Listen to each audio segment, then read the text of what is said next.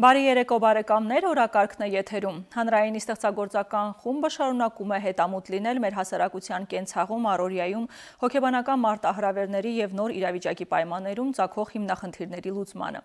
Մեծ թվով երեխաներ դեռ շարունակում են գտնվել ընտանիքներից հեռու, կարոտը սրտերում, բայց ուժեղ են լավատես և անգամ Արցախում մնացած ծնողներին, հարազատներին և ընտանիքի մյուս անդամներին սփոփում են իրենց ջերմ խոսքերով։ Եվս մի ընտանիքի պատմություն մեր հաջորդ տեսանյութում կներկայացվի, որից հետո տաղավարում զրուցելու ենք օրակարգային հարցերի շուրջ Արցախում գործող հացի գործարանների ներկայացուցիչների հետ։ Լավս Վլադիմիր, հունցըս բալաս։ Ինչքանում։ Պարսկի։ Դայսերիտ ինչումնա, հսցնմս։ 13-ամյա Վլադիմիրն է, արդեն երկրորդ անգամ է տնից երկար ժամանակով բացակայում, առաջին անգամ 44-օրյա պատերազմի ժամանակ էր, մայրը պատմում է, որ որդին խոստացել էր Արցախ վերադառնալուն պես տան պատերը համբուրել, 3 տարի անց ոչինչ չի փոխվել, նա տնից կրկին հեռու է և մտքում պահում է նույն ցանկությունը, որդին ամեն տեսակ դժվարություն կհաղթահարի, վստահ է մայրը, միայն կարոտը հաղթահարել անզոր է, կարոտում է ընտանիքը, տունը, բակը, դպրոցը, ընկերներին ու Արցախը։ Մեծ հաճույքով մնում եմ դպրոց, ուրախ տրամադրությամբ հաճախում է, ասում է, պատմում է դղին առօրյան, գրքերը ապահովում են, տաքշորերը ապահովում են, սաղ ապահոված պատմում են դեղի առօրյան, որ ամեն օր զբաղեցնում են, ամեն օր տանում են լավ տեղեր, տենց լավ անցնում, ասում եմ, մամ, լավ անցնում սաղ, պրոստը կարոտում ենք։ Փոքրիկ Վիկտորիան եղբոր հետ խոսելիս միշտ լացում է, չի կարողանում զգացմունքները թաքցնել, Վլադիմիրն էլ քրոջ համար նվեր է գնել, այդ կերպ է փորձում սփոփել նրան։ Հարցին ինչպես են միմյանց կարոտն առնում, Մարիան պատասխանում է վայբերով, ինքն անգամ չհավատալով իր խոսքին։ Կարոտը վայբերով, խոսում ենք, անընդհատ խոսում ենք, նայում ենք, իրար խոսում ենք, մեր առօրյան պատմում ենք, մեր առօրյան ենք պատմում, ինքն էլ դեղին է պատմում։ Վլադիմիրը մայրիկին պատմել է իր մեծ հավատի մասին, որ շուտով ճանապարհները բացվելու են, ինքն էլ վերջապես հարազատ տուն է հասնելու։ Ասում եմ, մամա, դուք տեղ մզանափիս վիճակում եք, դե փողը ահե, դուք տեղ առևտուրը կանիք, խաղաղություն է լինելու, բաց են անելու ճանապարհը, գալու է այստեղ։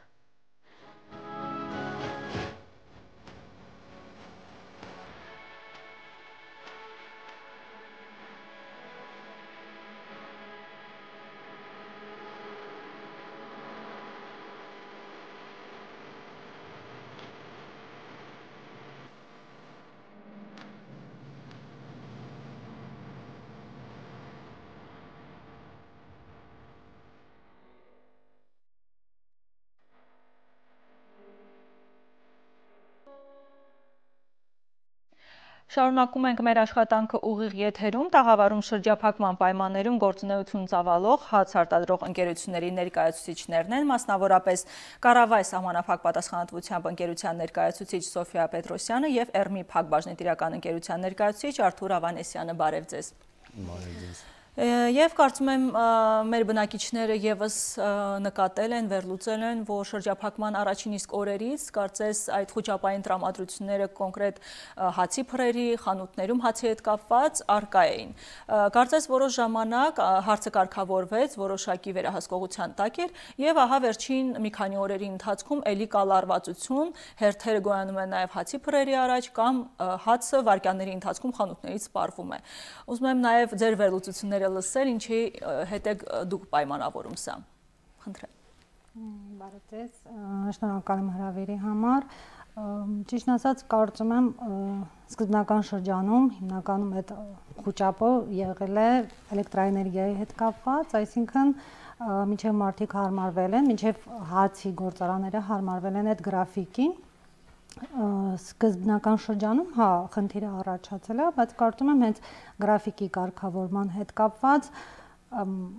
խնդիրներ չպետք է լինեն, ուղղակի ինձ թվում է այդ մարդկանց մոտ ուղղակի խոճապ է, կհորդորեն որ խոճապի չմատնվեն, Այ ըստ ձեզ հացը անհրաժեշտ քանակությամբ արտադրվում է ձեր աշխատանքի ընթացքում քանակական առումով կրճատվել է արտադրությունը, ընդհակառակը ավելացել է, այ պահանջարկն ինչպիսին է։ Պահանջարկը այսօրվա դրությամբ կա, օրինակ մենք 3 օր առաջ թխում էինք մի 900 կիլո հաց, այսօրվանից 2 օր արդեն թխում ենք 1.5 տոննա հաց։ Եվ հացը սպառվում է։ Եվ հացը, այո, ավելի ինչքան գնա, ավելի ենք շատացնելու արտադրանքը մեր ուժերի չափ։ Այ ինչով եք պայմանավորում սա գազի հետ կապված խնդիրներ, էլեկտրաէներգիայի, աշխատանքի կազմակերպման, գուցե մարդկային տվյալ արտադրամասում աշխատանքի ոչ ճիշտ կազմակերպումն է պատճառը, ինչով եք դուք պայմանավորում այս դեֆիցիտը, այսպես ասած, հացի կամ մեծ պահանջարկը մարդկանց։ Կարծում եմ, ես նշեցի, որ դա էլեկտրաէներգիայի հետ կապված է, փոքր հացի փորերը, այսինքն փոքր գործարանները չեն կարողանում բնակչությանը ապահովել, ինձ թվում է այսինքն այն պահանջարկը, որոնք սպառում էին պահանջարկը նաև փոքր ընկերությունները, որոնք խոշոր ընկերությունները իրանք կարողանում են ապահովել այդ պահանջարկը։ Հիմնականում խնդրեմը դրա մեջ է, որ լույսի անջատման պատճառով փոքր արտադրամասերը չեն կարողանում արտադրել, դրա համար էլ հացի հերթերը տենց գոյանում են։ Այ ինչքան ժամանակ կարող եք արտադրանքը մեծացնել եւ ինչ խնդիր ունեք դուք ձեր ընկերություններում, որպեսզի անհրաժեշտ քանակությամբ, առավել շատ քանակությամբ արտադրանք տակ բնակչությանը։ Այդ առումով հնարավորությունները ունեն գործող խոշոր արտադրամասները, որոնց ներկայացուցիչները դուք եք։ Այո, մեր ընկերությունն ունի այդ հնարավորությունը, այսինքն արտադրության հետ կապված ոչ մի խնդիր չի լինելու, էլեկտրաէներգիայի ապահովման բնագավառում խնդիր ունենք աշխատուժի հետ կապված, հիմնականում մեծ խնդիրը դա, բայց այս պայմաններում, այս ժամանակահատվածում, այս ժամանակաշրջանում չունենք այդ խնդիրը, այսինքն արտադրության հզորությունը թույլ է տալիս ապահովել բնակչության պահանջարկը։ Իսկ աշխատուժի խնդիրը ծագել է հիմա շրջափակման պայմաններում, թե ընդհանրապես սա վերջին տարիների խնդիրն է արտադրամասի։ Այո, վերջի 2 տարիների ընթացքում ունենք այդ աշխատուժի խնդիրը։ Բլոկադայի հետ պատերազմից հետո, այսինքն բոլոր ընկերություններում գրեթե կա այս խնդիրը։ Այո։ Ինչով է պայմանավորված, ըստ մարդիկ դիմում են, ընդհանրապես չեն դիմում, աշխատավարձը չի, աշխատանքի ծանրությունն է ավելի շատ վախեցնում։ Ինչն է խնդիրը։ Տարբեր պատճառներ, մարդիկ գալիս են, մեկին գումարը չի հարմար, մեկը ասում է չեմ կարող գիշերը աշխատեմ, տենց տարբեր պատճառներով մարդիկ չեն ուզում աշխատել։ Հայտարարություններ շատ ենք տվել, զուտ աշխատուժի առումով, շատ հայտարարություններ ենք տվել, ուղղակի մարդիկ չեն դիմում։ Դաժե Facebook-ի միջոցով ոնց որ ամեն ձև անում ենք, էլի չեն գալի։ Իսկ մարդկանց հետաքրքիր է նաև հացի քաշը այս պայմաններում ու նաև տեսականին, այն տեսականին, որը արտադրում եք մինչև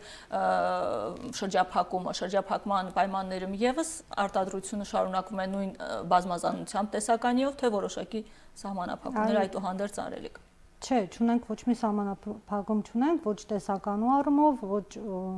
քաշի առումով, ոչ մի խնդիր չունենք։ Սակայն բնակիչները կասկածանքներ ունեն, որ հացի չափսերը փոքրացել են։ Ոչ, դες բան 100%, կարան դաժե եթե առնում են դնենք շերքին, իրանք սա մեզանից լավ գիտեն։ Ուղղակի մի քիչ է մարդկանց մոտ ախուճապ, որ տենց հացը գալիս են 5-ով, 10-ով առնում։ Օրինակ ընտանիքա 2 հոգի են գնում 10 հատ հաց առնում։ Դա էլ է պատճառ, որ դեֆիցիտ է դառնում հացը քաղաքում։ Ըստ ձեզ կա այդ խնդիրը, որ իսկապես հոգեբանական է։ Այո, մարդիկ մեծ թվով են սկսել ձեռք բերել հաց։ Կան։ Թե խուճապա, թե ինչա չեմ կարա, բայց ասեմ, բայց այդ տենց 2-3 հոգանոց ընտանիքները գալիս են 10-15 հաց են առնում, դրա համար հացի դեֆիցիտը առաջանում է։ Կա նման գաղափար, որ գուցե մեխանիզմ լինի, որպեսզի սահմանափակ քանակությամբ մեկ շնչին արտադրվող հացի քանակով տրվի խանութներին եւ այդ դեպքում միայն սահմանափակել ինչպես կտրոնային համակարգն է ներդրվել, թե հացի պարագայում ճիշտ չեք գտնում սա։ Ես ճիշտ չեմ գտնում հացի պարագայում նման այս պարագայում, այս բլոկադայի պարագայում մենք մարդկանց շրջանակում ունենք, որ այդ ապրանքատեսակների բացակայության պատճառով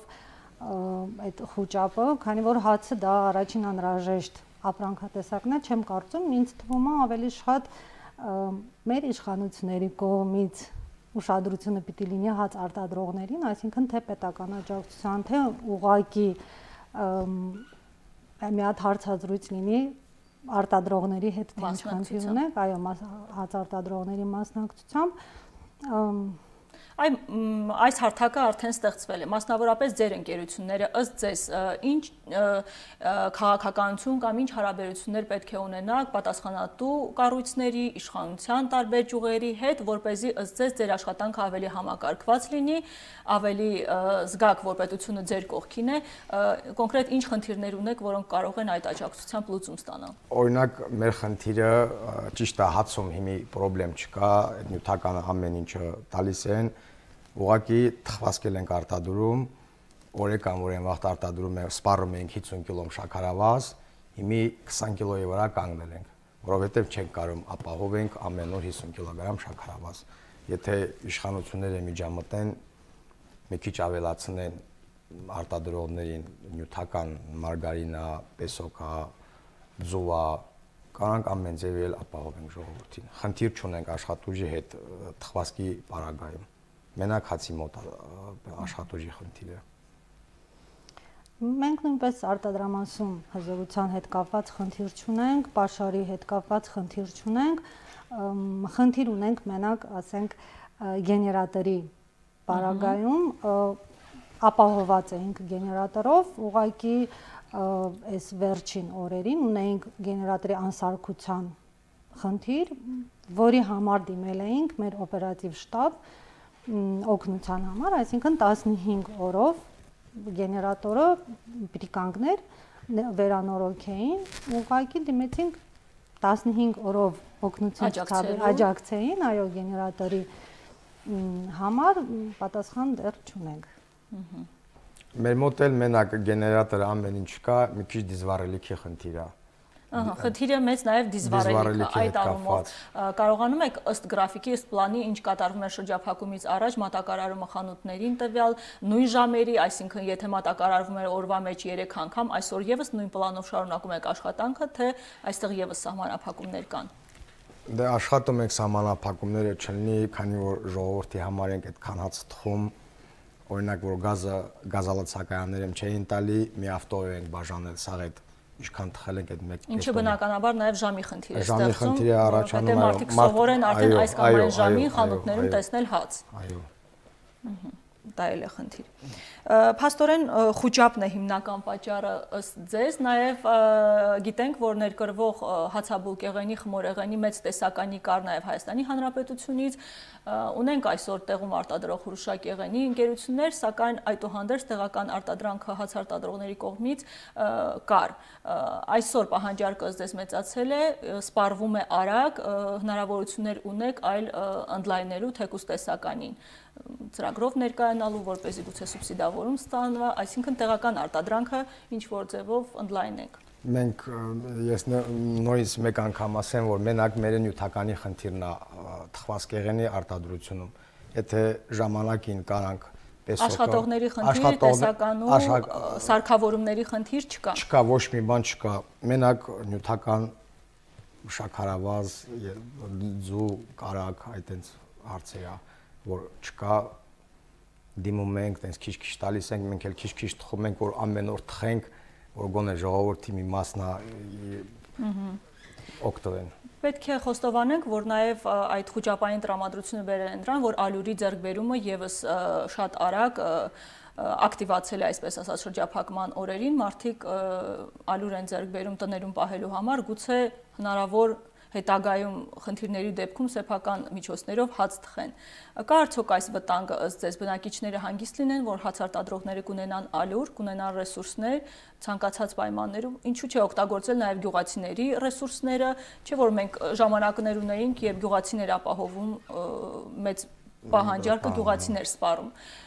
Այդ առումով ինչ հեռանկար եք տեսնում ապագայում։ Մարտակա ալյուրի հետ կապված չեմ կարող ասել, հացի արտադրանքի, հացի պահանջարկի, հացի հետ կապված խնդիր չեն ունենա։ Ալյուրի հետ կապված մեր գործարանը նաև ալյուր արտադրում հիմիկվադրությամբ տես խնդիր չկա, թող ժողովուրդը հանգիստ լինեն, խոճապի չմատնվեն, հերիքցնելու ենք սա, ամեն ինչ լավ անելու։ Շնորհակալություն ձեզ, հիշեցնենք, որ տաղավարում աշխատող հացի գործարանների ներկայացուցիչներն են, Կառավայ սահմանափակ պատասխանատվությամբ ընկերության ներկայացուցիչ Սոֆիա Պետրոսյանն էր մեր տաղավարում եւ Էրմի Փակbaşնետիրական ընկերության ներկայացուցիչ Արթուր Ավանեսյանը։ Շնորհակալություն հարցազրույցի համար։ Եվ այսպես առավել մեծ դժվարությունների են բախվում ներկայ իրավիճակում տարեցները, նրանց պարագայում անհրաժեշտ սննդատեսակների ձեռքբերումը, ջեռուցման հետ կապված անհարմարությունները, կենցաղային հոգսերը անմիջապես անդրադառնում են հենց նրանց առողջության վրա։ Ողջունելի է, որ տարեցների կողքին այս օրերին սրտացավ մարդիկ են, ինչու՞ չէ նաև կազմակերպություններ։ Դիտենք տեսանյութը, իսկ մենք ձեզ հրաժեշտ ենք տալիս, մնացեք խաղաղությամբ։